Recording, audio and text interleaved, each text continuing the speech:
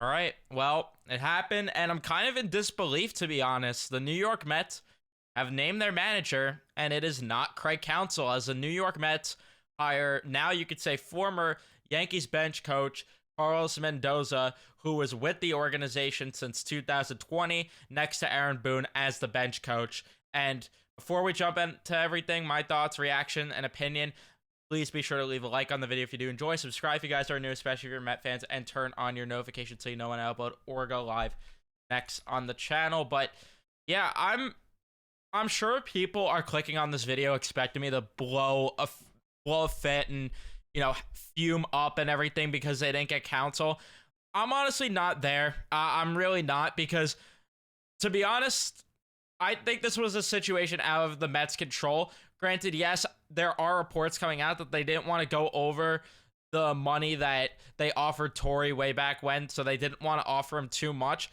But at the same time, it is a manager at the end of the day. It's a manager, and it's not a coach in hockey. It's not a coordinator in football or anything like that. A manager probably has, out of the four major sports, the least amount of impact out of like any coach, if you will.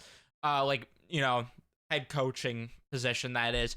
But that's not to downplay it, because this does raise question marks, of course, where, I wanted Craig Counsell because he had experience, he's familiar with Stearns, and I thought it was a for sure thing. I thought it was a matter of when, not if. And sure enough, we're sitting here, and Counsell didn't even go to the team we thought. We thought for sure if he wasn't coming to the Mets, it was going to be him returning to the Brewers.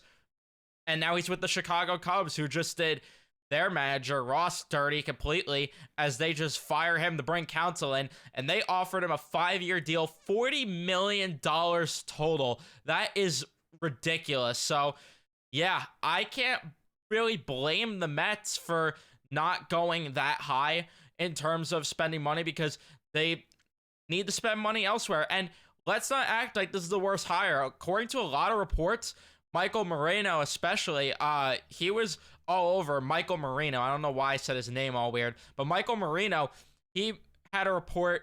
It was yesterday, I think. I'll pull up the exact tweet, and he said this: Carlos Mendoza's name is being said very frequently around baseball. He's the hot commodity behind Craig Counsell. Multiple serious suitors, including the Mets and Guardians.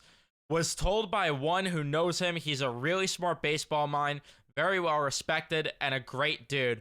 So a lot of cliche there with the person that filled him in on how Carlos Mendoza is, but regardless, you gotta trust Stearns at the end of the day. This is a guy who knows what he's doing. He got the Milwaukee Brewers to be where they are, and this is a guy that was clearly highly sought after. Obviously, the Guardians didn't go in this direction, but yeah, I think this is a great hire. He learned under Aaron Boone, which I know might be a red flag for some people, but to me, I don't really look at the Aaron Boone situation with the Yankees and think that's really his fault, because they've dealt with a lot of injuries over the past few years, and they've had a lot of issues in terms of the roster construction as well. And yet Aaron Boone finds a way to keep that team competitive.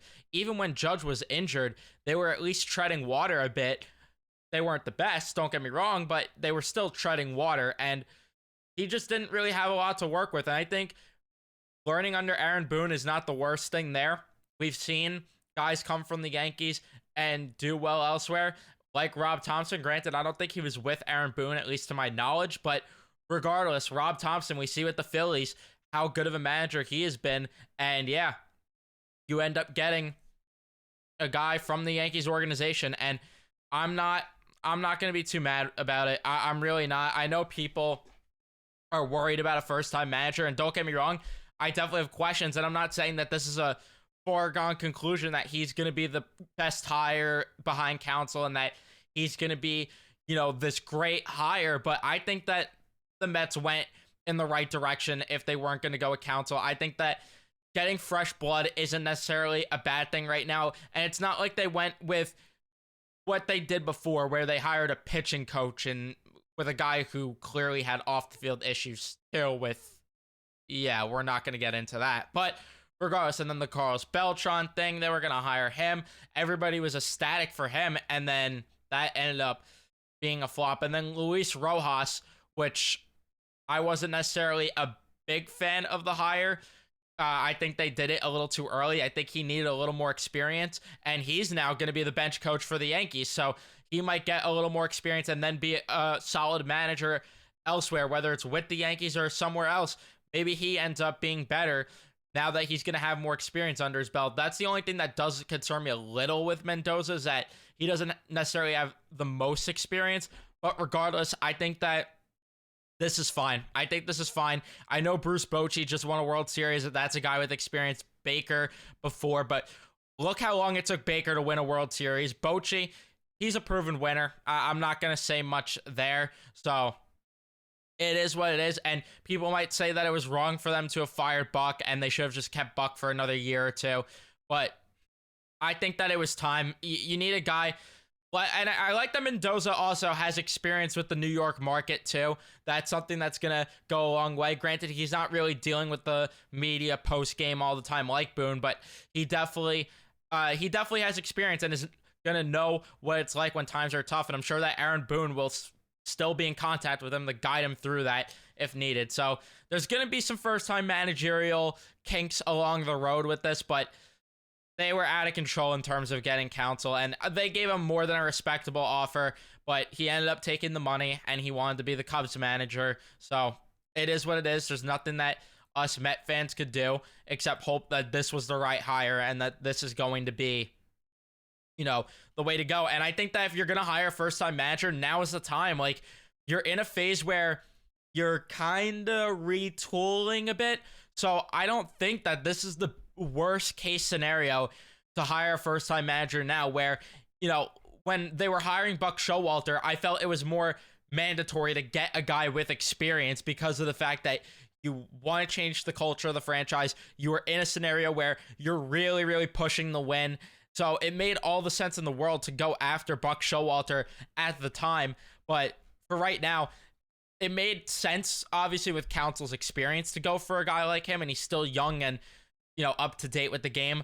But getting some fresh blood, I don't think is a bad thing. I really do not. I know that people are going to say, people that watch my New York Ranger videos, well, you said that wouldn't make sense for the Rangers to do. Yeah, because the New York Rangers that are in a position where they're trying to win now, to compare the situations there. The Mets are in a scenario where you're kind of in a retool. Like I said, you have prospects that are going to come through the system.